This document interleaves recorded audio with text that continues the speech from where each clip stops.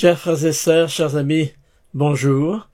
Alors nous sommes là à la semaine charnière entre l'année 2024 et l'année 2025 et nous allons avec cette nouvelle année commencer un nouveau cours, une nouvelle étude de Doctrine Alliance cette fois-ci. Doctrine Alliance est bien évidemment, puisque c'est très associé, l'histoire de l'Église, du rétablissement depuis les expériences du jeune Joseph jusqu'à nos jours, président Nelson. Alors, que dire? D'abord, une bienvenue à tous, en espérant que, après ces fêtes de fin d'année, qui ne sont pas encore tout à fait terminées probablement, vous aurez l'enthousiasme et l'énergie pour commencer cette étude passionnante, vous le verrez, et vous le savez déjà pour la plupart. Ce qu'il y a d'intéressant, évidemment, c'est d'aborder une dimension historique plus que jamais, parce qu'en effet, l'histoire nous enseigne qu'il y a des événements qui ont plus d'importance que d'autres. Les croyants apprennent à voir dans ce qui leur arrive et dans ce qui se passe dans le monde la main de Dieu, les manifestations divines. Les chrétiens, pour leur part, donnent une importance primordiale aux enseignements et aux sacrifices expiatoires de Jésus-Christ dans l'histoire de cette humanité. Et puis, en tant que saint des derniers jours, eh bien, nous avons une foi ferme que le Christ continue à diriger cette œuvre de rédemption pour l'humanité, en particulier à travers le rétablissement de l'Église de Jésus-Christ des saints des derniers jours. En fait, le rétablissement n'est pas terminé, mais il va de l'avant. Alors, c'est à cela que nous allons vous inviter, et bien évidemment, certains de ceux et d'autres qui m'ont accompagné avec les livres de Mormon vont continuer, et je souhaite une bienvenue toute spéciale à Valérie qui, fidèle au poste, est avec nous aujourd'hui. Et Valérie, je vais te donner la parole parce que finalement, le rétablissement continue, semble-t-il. Bonjour à tous, bonjour Christian et meilleurs vœux à chacun d'entre vous pour cette nouvelle année. Je suis heureuse d'être avec vous pour l'étude de Doctrine et Alliance en 2025. Elder Uchtdorf a enseigné « Nous considérons parfois le rétablissement de l'Évangile comme étant quelque chose de terminé et qui se trouve déjà derrière nous. En réalité, le rétablissement est un processus encore en cours. Nous le vivons en ce moment. » Ces paroles viennent de la conférence d'avril 2014 et je m'en souviens très bien parce que ça m'avait marqué. Je considérais alors le rétablissement comme quelque chose d'essentiellement passé qui avait eu lieu au XIXe siècle et peut-être que c'est le cas de certains d'entre vous. C'est pas complètement faux parce que les fondements du rétablissement, le rétablissement des clés de la prêtrise, le rétablissement de l'Église, le rétablissement d'écriture comme le livre de Mormon sont réels, ce sont vraiment des piliers du rétablissement.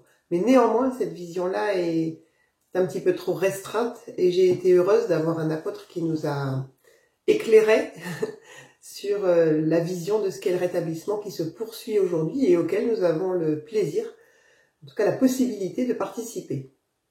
Lors de la conférence d'avril 2020 qui marquait le bicentenaire de la première vision, la première présidence et le conseil de 12 apôtres ont fait une déclaration.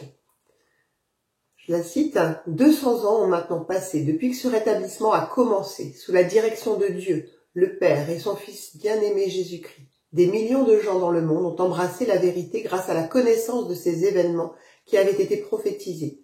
Nous déclarons avec joie que le rétablissement promis va de l'avant grâce à la révélation continue. Cette terre ne sera plus jamais la même, à mesure que Dieu va réunir toutes choses en Christ. » Cette expression « réunir toutes choses en Christ » vient d'Éphésiens, au chapitre 1 et au verset 10. Elle peut être un petit peu obscure, et si vous vous souvenez, 2 ans auparavant, en octobre 2018, Elder Bednar avait fait un discours qui portait ce titre, « Réunir toutes choses en Christ ». Et cela permet de mieux comprendre cette idée. Il a utilisé l'image d'une corde qui est tissée à partir de nombreux brins, et ces brins, une fois tressés ensemble, forment une corde extrêmement solide, dont la force est démultipliée par rapport à l'addition de chaque brin individuellement. Et de même, il explique que lorsque nous assemblons toutes les vérités de l'Évangile, tout en restant focalisés sur le Seigneur Jésus-Christ, cela nous apporte une grande puissance. Au contraire, lorsque l'Évangile devient pour nous une liste de tâches à accomplir et que nous cochons. Cela limite notre compréhension et notre vision, et cela ne nous permet pas d'accéder à la puissance que cela devrait, et cela ne nous permet pas de nous rapprocher du Sauveur. Le pouvoir qu'a l'évangile du Sauveur de nous transformer et de nous bénir ne se déverse, explique Elder Bednar, que lorsque nous réunissons toutes choses en Christ et lorsque nous nous concentrons fermement sur lui. Ainsi, je le cite, les vérités de l'évangile nous permettront par synergie de devenir ce que Dieu veut que nous devenions et de persévérer vaillamment jusqu'à la fin. Il donne des exemples précis dans son discours, si vous avez envie d'y retourner, allez-y. Enfin, c'est utile de comprendre ce concept pour l'étude de Doctrine et Alliance et de la révélation qui est encore en cours et du rétablissement qui est encore en mouvement. L'un des premiers convertis en France, Louis-Auguste Bertrand, a réalisé une première traduction des Doctrines et Alliances. Malheureusement, cette traduction a été perdue. Il ne nous en reste qu'une seule, que vous voyez à l'image, enfin à la couverture, à savoir la section 76 de Doctrine et Alliance. Vous pouvez voir l'un des exemplaires originaux à l'université Brigham Young, mais c'est le seul reste que nous avons, témoignage du travail de Bertrand. Hélas, le reste a été perdu, lui qui avait participé si activement dans la traduction du livre de Mormon. Bien évidemment, les choses ont continué et il y a eu quelques sections traduites en 1910, mais il faudra attendre 1948 pour avoir une version complète de Doctrine et Alliance en français. Une raison de plus d'apprécier ce bien précieux, parce que pour beaucoup de convertis à l'époque, dans cette première moitié du XXe siècle, ils n'avaient que quelques sections à disposition. Et ceci m'amène à vous proposer cette citation du président Kimball, qui en effet parlait des Écritures comme un avantage rare. On dirait parfois que nous considérons trop les Écritures comme une chose ordinaire, parce que nous n'apprécions pas pleinement à quel point c'est un avantage rare de les posséder et à quel point nous sommes bénis de les avoir. On dirait que nous sommes installés si confortablement dans les expériences que nous faisons dans ce monde et que nous devenons tellement habitués à entendre enseigner l'Évangile parmi nous qu'il nous est difficile d'imaginer qu'il n'aurait jamais pu en être autrement. Président Benson, vous vous en souviendrez, avait fait un discours qui est devenu un classique, invitant tous les membres de l'Église à inonder le monde avec le livre de Mormon. Mais il avait aussi parlé du livre de Doctrine et Alliance, et il nous rappelait ceci. Le livre de Mormon amène les hommes au Christ, Doctrine et Alliance amène les hommes au royaume du Christ, à savoir l'Église de Jésus-Christ des saints des derniers jours. La seule vraie, l'Église vraie et vivante sur toute la surface de la terre. Je le sais, disait-il. Et il ajoutait, le livre de Mormon est la clé de voûte de notre religion, et Doctrine et Alliance en est la pierre de faite, avec la révélation continue dans les derniers jours. De son sceau, le Seigneur a approuvé la clé de voûte et la pierre de faite. Alors en effet, président Benson a insisté sur ce qu'il a appelé le trait d'union entre les deux, le Doctrine et Alliance et le livre de Mormon. Et voilà ce qu'il nous dit. Les Doctrines et Alliances sont le trait d'union entre le livre de Mormon et l'œuvre en cours du rétablissement par Joseph Smith, le prophète, et ses successeurs. Dans les Doctrines et Alliances, nous trouvons des renseignements concernant l'œuvre du Temple, la famille éternelle, les degrés de gloire, l'organisation de l'Église et de nombreuses autres grandes vérités du rétablissement. Les Doctrines et Alliances sont un livre d'écriture magnifique, donné directement à notre génération. Il contient la volonté du Seigneur à notre égard en ces derniers jours, qui précèdent la seconde venue du Christ. Il contient beaucoup de vérités et de points de doctrine qui ne sont pas pleinement révélés dans d'autres écritures. Comme le livre de Mormon, il fortifie les personnes qui étudient ces pages avec soin et dans la prière. Nous avons entre le livre de Mormon et Doctrine et Alliance un lien très fort. Et nous allons pouvoir le voir au fil des semaines et des mois, parce que bien souvent, les révélations données dans Doctrine et Alliance seront aussi des interrogations venues de la traduction du livre de Mormon, et évidemment particulièrement dans les premiers temps de l'Église. C'est important à souligner. Alors, à propos de Doctrine et Alliance, le président Joseph Fielding Smith, qui était président de l'Église au XXe siècle, nous dit ceci. Le livre de Doctrine et Alliance a pour nous une place spéciale au-dessus de tous les autres. Doctrine et Alliance contient la parole de Dieu adressée à ceux qui demeurent ici, maintenant. C'est notre livre, il appartient au saint des derniers jours. Plus précieux que l'or, le prophète dit que nous devons le chérir plus que les richesses de toute la terre.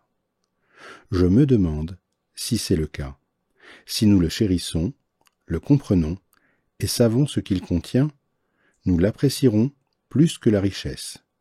Il vaut plus pour nous que les richesses de la terre.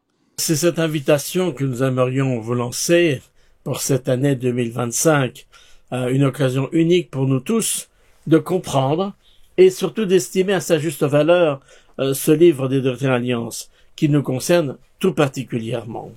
Chaque fois, nous essaierons de vous donner, au fil des semaines, le contexte historique, de nouveau tellement important pour comprendre les différents moments et les différentes inspirations et révélations qui ont été données. Alors, juste pour commencer, pour, nous mettre en bouche, voilà quelques rappels d'événements historiques importants dans ces premiers temps de l'histoire de l'Église. D'abord, décembre 1805, c'est la naissance de Joseph Smith, qui est fils de Joseph Smith père et de Lucy Mack Smith. Il va naître à Sharon, dans le Vermont, aux États-Unis, avant que la famille ne se transfère dans le nord de l'État de New York. Et puis au printemps 1920, vous le savez, c'est la première vision. C'est l'occasion que Joseph Smith aura de s'entretenir avec Dieu le Père et son Fils Jésus-Christ. Cette expérience très importante pour un jeune âgé de seulement 14 ans, dans un bosquet tout près de la ferme de son père, est un moment clé évidemment de ce que va être l'existence de ce jeune Joseph, qui dira « Je ne pouvais pas nier avoir vécu ces choses, je le savais et il le savait ». Et puis, un peu plus tard, en septembre 1823, donc il y a quelques années qui s'écoulent, c'est la première apparition de l'ange Moroni. Il va expliquer au jeune Joseph ce qu'est le livre de Mormon, ces plaques d'or qui ont été enterrées dans une colline voisine, et après un rendez-vous pris tous les ans, à la même date, pour le préparer, eh bien Moroni va remettre les plaques en septembre 1827 au jeune Joseph, ainsi que l'Urim et Thummim pour l'aider dans la traduction inspirée de ces textes. Et enfin, si je puis dire, avril-juin 1828, Joseph, avec Martin Harris comme secrétaire, termine les 116 premières pages du livre de Mormon, de cette traduction.